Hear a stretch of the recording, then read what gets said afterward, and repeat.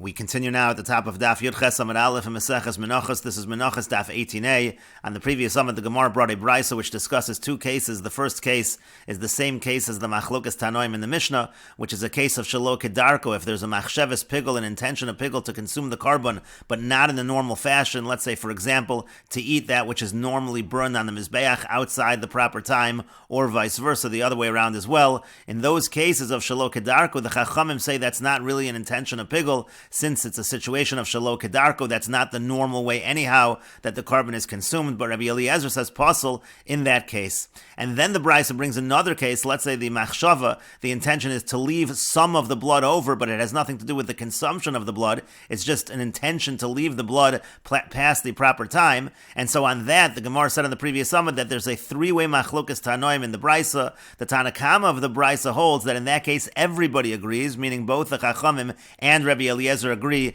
that we say kosher in such a case. And the Gemara continues, Rabbi Yehuda Sava, Rabbi Yehuda holds, Bahanoch Pligi, in those cases there's a Machlokas Tanoim, meaning again, in the case of Shelo Kedarko, there's a Machlokas Tanoim between the Chachamim and Rabbi Eliezer. But Lohaniach, but in a case where the intention is simply to leave the blood past the proper time, so then Divrei HaKol Pasul, then everybody agrees that it is Pasul, it is disqualified in such a case. And why does everyone say that? My time, what's the reason? Gezerah Mixas Damo, Atu Kol Damo. That's because there's a gezerah, there's a decree if the intention is to leave over some of the blood, but that's because of a case where the intention is to leave over all of the blood. If the intention is to leave over all of the blood outside the proper time, so then for sure it's going to be pasul v'chol damo psulo doraisa. When there's an intention for all of the blood to leave it past the proper time, that's a disqualification on a doraisa level, and that's why everybody agrees that if that intention is with some of the blood, it's going to be pasul on a derabanan level. And the Gemara continues to Tanya, as we learned in a brisa, Amar lahem Rabbi Yehuda.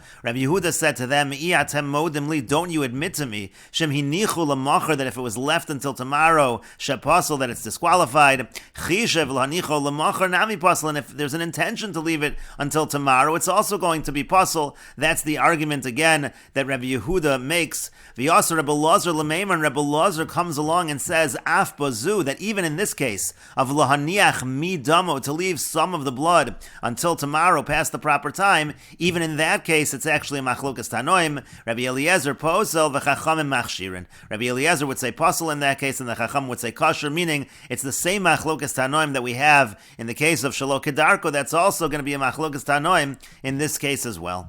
And Rashi explains, Rabbi Yehuda Sava, Rabbi Yehuda holds b'shesiya hu depligi rabban, and it's only when there's an intention to drink from the blood, so that's an intention of consumption, so then the rabbanan argue mishum dechishe b'midi delav orche, because that's again something Shelo Kedarko, that's not the normal way. Avol b'lohaniach, but Rabbi Yehuda says in a case of lohaniach, where the intention is to leave some of the blood, divrei hakol psula, everybody agrees it's disqualified. Gezerah, and the reason for that is a gezerah, demechashev lohaniach mixas damo, he's intending to leave some of the blood, atu kol damo, because of a case where the intention is to leave over all of the blood. V'chol damo psula doraisu, by all of the blood, that's a disqualification on a doraisa level. K'nim mefarish b'Meseches Zvachim b'pera kol apsulin, like is explained in Meseches Zvachim, in pera kol apsulin trei kroi ksivi b'nosar. The Gemara over there brings two psukim written by nosar, and so again that's why Rabbi Yehuda says that everybody would say pasul when the intention is to leave some of the blood over, and then Rebbe Lazar comes along and Rebbe Lazar says actually in that case it's a machlokas tanoim, the same as Shelo Kedarko, the same machlokas tanoim applies when one has intention to leave over some of the blood. But the Gemara continues and asks, V'savar Rabbi Yehuda lohaniach mi damo l'machar divrei hakol pasul, does Rabbi Yehuda really hold that if one has intention to leave over some of the blood until tomorrow, that everybody agrees pasul,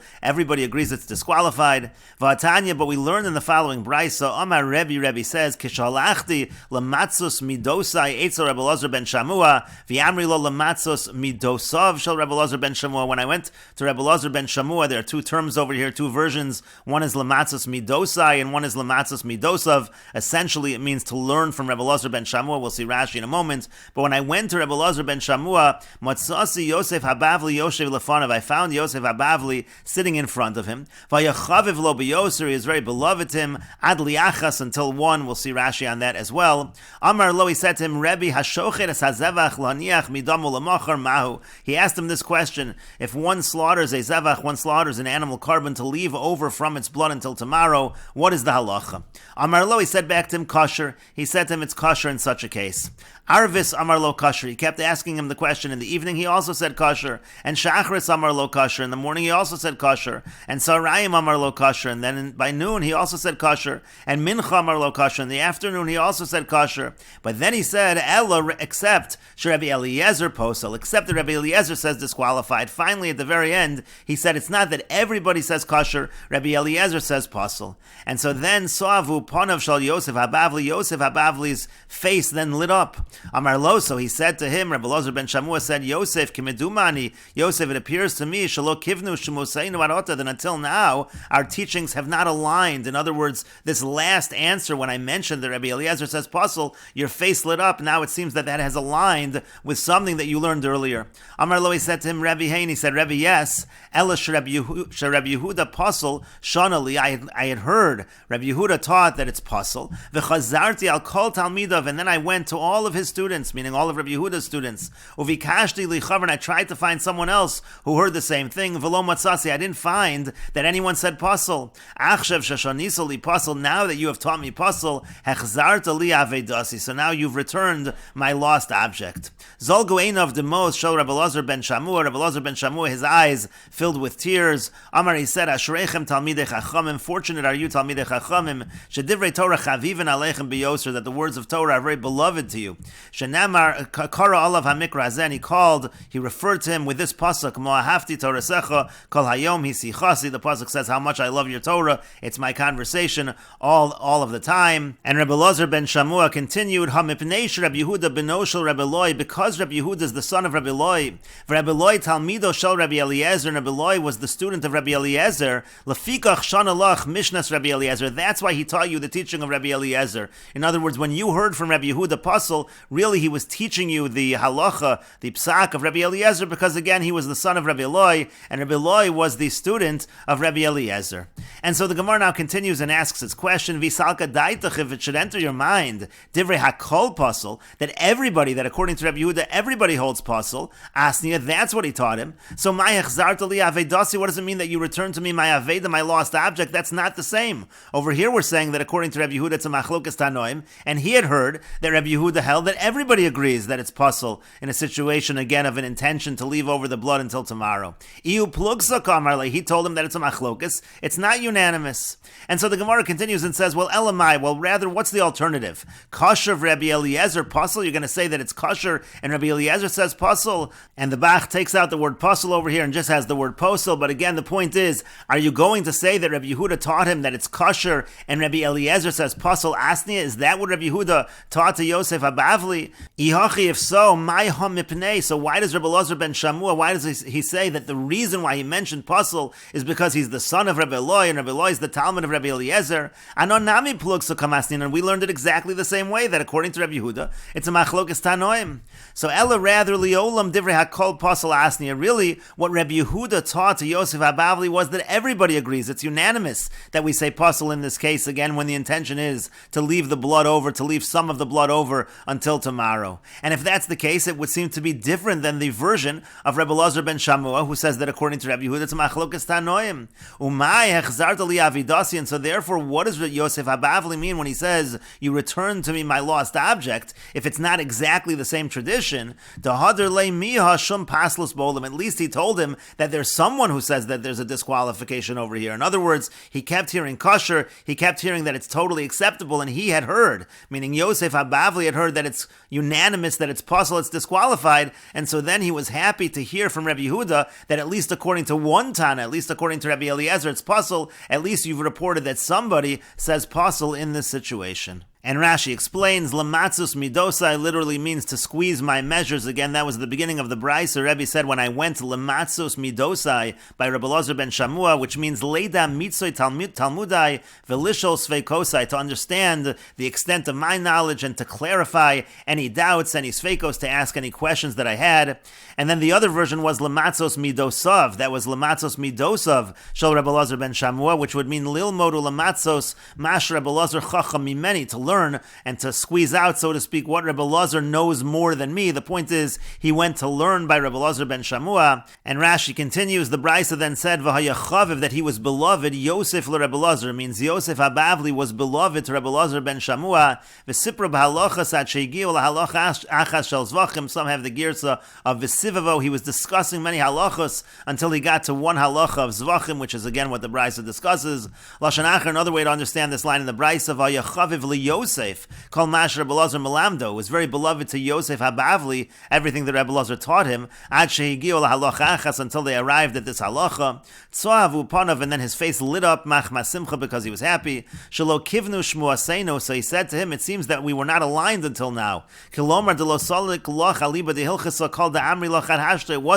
It wasn't conclusive in alignment with what you had understood until now. And so he said, Rebbe Hein kivanta v'kivanta ela mishum hachi tzoavu panai. The reason why we are aligned, but the reason why my face lit up, hashta now, Rebbe Yehuda pasul shanali, because it was taught to me that Rebbe Yehuda says pasul, Rebbe Yehuda says disqualified, v'lo matzasi, I couldn't find, v'hayisi misyare shema shachachti, I couldn't find anybody who agreed, who had heard this version of Rebbe Yehuda, and I thought maybe I forgot.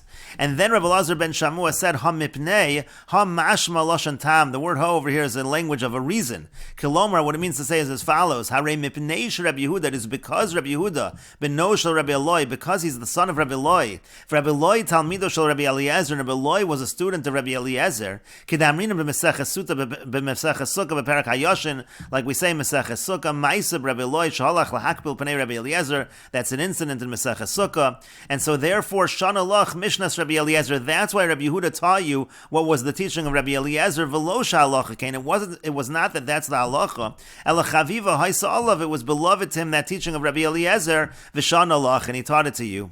And so the Gemara then asked, V'sal kadaitach, if it should enter your mind, Rebbe Yehuda divrei hakol psula asniya, that Rebbe Yehuda taught him that everybody says pasul. Rebbe Yosef HaBavli, that's what he taught Rebbe Yosef HaBavli. So what does it mean you return the lost object to me? Halo Amar Rebbe Elazar ben Shamua Rebbe Yehuda. Rebbe Elazar ben Shamua did not say what Rebbe Yehuda said. V'kasha l'man damar la'el. Rebbe Yehuda savar l'haniach divrei hakol pasul. This is difficult according to what we said earlier, that Rebbe Yehuda holds by l'haniach everybody agrees pasul. Again, Rebbe Elazar ben Shamua is simply reporting a machlokas tanoim. And so then the Gemara said Elamai, but what's the alternative? Elamai asniya Rebbe Yehuda kasher l'rabbanon Rebbe Eliezer posel. Did he teach him that Rebbe Yehuda says kasher? Meaning again, did Rebbe Yehuda teach that it's kasher l'rabbanon, that it's a machlokas tanoim? The rabbanon say kasher, and Rebbe Eliezer says posel. Is that what he taught? Imkain, if so, my hom mipnei. So then, what's the statement of Rebbe Elazar ben Shamua, that it's because of the fact that it's beloved? Demashma mipnei shechaviva olav shana. It sounds like he just taught it because it's beloved. V'lo sha'halacha kain hi, and that's not the halacha. Ha'anon nami divrei Rebbe Elazar ben Shamua plugsa masnina l'Rebbe Yehuda. We also, according to Rebbe Elazar ben Shamua, have understood that Rebbe Yehuda taught this as a machlokas tanoim. And so then again, the Gemara went on to say that actually Rebbe Yehuda did teach it to Yosef HaBavli as pasul, as simply disqualified. He did not teach it to him as a machlokas tanoim. And when he said, Echzarta li avedasi, when he said, you return to me my lost object, that is simply because now Rebbe Elazar ben Shamua also mentioned the fact that someone says pasul, that Rebbe Eliezer says pasul in this case. And the Gemara continues with the Mishnah continuing to discuss the karba mincha, lo yatzak, if he doesn't pour the oil, lo balal, if he doesn't mix the oil, velo pasas, if he doesn't break it into pieces, velo if he doesn't salt it, v'lo hin, if he doesn't wave it, lo higish, if he doesn't bring it close to the mizbeach, o shepisason pitim and merubos, so if he breaks it into large pieces, v'lo mashchan, and if he doesn't anoint it with oil kshera, in all of these situations it is kosher. And Rashi explains, lo yatzak, what's yatzak? Hainu yitzika achrona, that refers to the last pouring of the oil. The bitzchila, the way karba mincha worked is as follows. First, no sein shemen b'kli, first some oil is poured into the vessel, v'achar kach solas, then some flour is poured in, uvolol, and it's mixed, v'chozer v'yotzek shemen, and then he pours in more oil, that's the last oil, that's yatzak, v'hachim mefarish beperak elo menachos nikmatzos, this is explained later on in perak elo menachos nikmatzos, and lo bolal kosher, if he doesn't mix the oil, it's kosher. Ukegon shenasan kol halug b'matan harishon. Rashi explains that in this case, the case would have to be that all of the oil, meaning the requisite amount, was placed in there at the beginning, shu kodem la'asiyasa, before it's done, di chiser shamna, because if there's too little oil, Amru b'perakama psula. That we already said in the first parak, it's pasul, it's disqualified. In other words, the cases that the Mishnah is talking about, there is the requisite amount of oil, it's just that the procedure was not followed. Lo pasas, if he doesn't break it up, shenemar pasos osa pitim. It says in the pasuk, it has to be broken up. This is by any karban mincha which is baked before they take the kometz. So before they would take that fistful, they have to break up the karban mincha.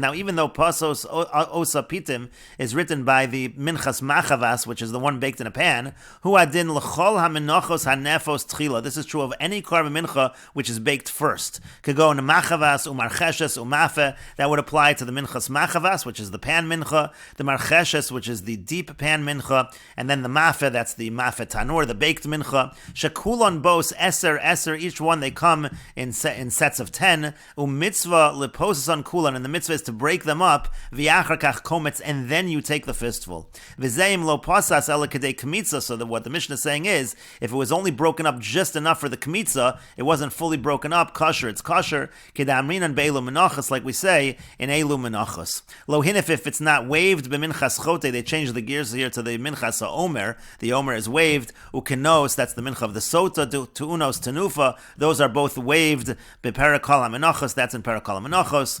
And lo higish, if he didn't bring it close to the mizbeach, that's bekeren jeromis ma'aravis. It would be brought to the southwestern corner of the mizbeach. The vessel would be touched to the mizbeach. Kidim efarish b'shmaita, as is going to be explained.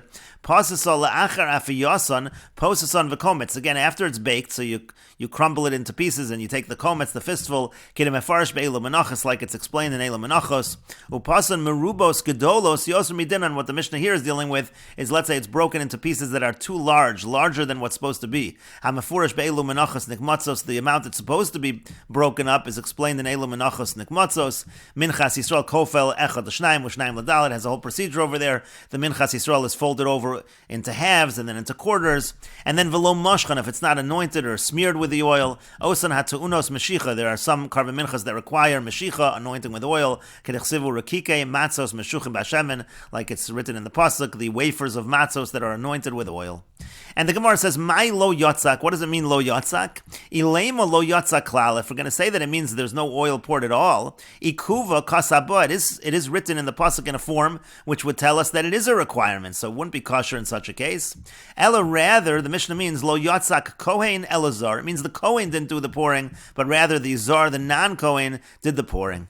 But the Gemara says, if so, if that's how you interpret the Mishnah, so lo bolal nami, when it says lo bolal, that he didn't mix the oil, that he didn't mix it together with the oil, lo bolal kohen elazar, does that mean that it was not mixed by a kohen, but it was mixed by a zar? And that would then imply halo bolal klal pasula, that if it wasn't mixed at all, it would be pasul. And Rashi explains, Ikuva ksiv ba, it's written as a requirement in terms of Yotzak, Dohanemar Yitzika b'minchas asolas. It's written Yitzika by the minchas asolas. V'nishnas b'minchas machavas, and then it's repeated by minchas machavas. V'amrina l'kaman, we say later on, Kol mokom shehichzir v'shona hakasa b'toras mincha. Anytime something is repeated by a mincha, eino ela la'akev. That means it's required. Inami or d'chsiv Yotzak tola shemen mincha he mincha v'lo shelo Yotzak mincha. Another way we can learn it, the pasuk says it is a mincha, and if the oil is not poured, it's not a mincha. D'chol hi ikuva. Anytime it says the word he, that means to say that it's a requirement. Now, even though in Eila Menachos we use that pasuk to exclude minchas ma'afa from Yitzika, shamina nami ikuva minei, we could learn ikuva from there as well, that it's required, and we will continue with this discussion in the next video on Daf Yud Ches Amid Beis.